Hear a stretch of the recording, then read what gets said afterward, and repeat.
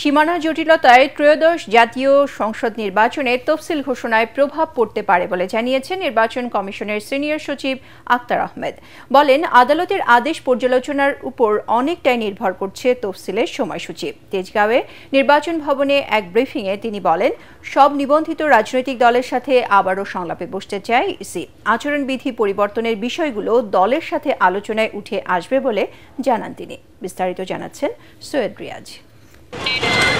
রাজধানীর আগারগাঁওয়ে নির্বাচন ভবনে কমিশনের সিনিয়র সচিব সাংবাদিকদের সাথে ত্রয়োদশ জাতীয় সংসদ নির্বাচনের অগ্রগতি নিয়ে কথা বলেন। আরপিও সংশোধন, অধ্যাদেশ ও আচরণবিধি জারির মধ্য দিয়ে নির্বাচনী আইনের সব ধরনের সংস্কার কাজ ইসি শেষ করেছে জানিয়ে তিনি বলেন, সারা দেশে নির্বাচনী আসনের সীমানা নির্ধারণ নিয়ে 30টি মামলা চলমান। জানান, এসব মামলার রায় আসন্ন নির্বাচনের তফসিলের উপর প্রভাব ফেলতে পারে। প্রভাব পড়বে কিনা পড়তে পারে, এটা নির্ভর করছে কমিশন সীমানা নির্ধারণের যে আদালতের আদেশ সেটা কিভাবে পর্যালোচনা করবেন বা তার পরবর্তী পদক্ষেপটা কিভাবে নেবেন সেটার উপরে নির্ভর করছে।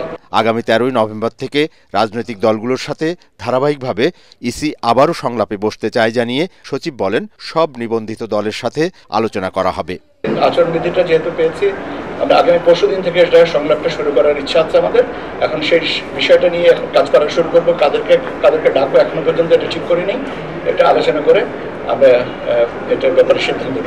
বাগেরহাটের আসনগুলির সীমানা নির্ধারণ নিয়ে আদালতের রায়ের কপি হাতে পাওয়ার পর আপিল করা হবে কি না সে বিষয়ে সিদ্ধান্ত নেওয়া হবে বলেও জানান ইসি সচিব। সৈয়দ রিয়াজ, এটিএন বাংলা, ঢাকা।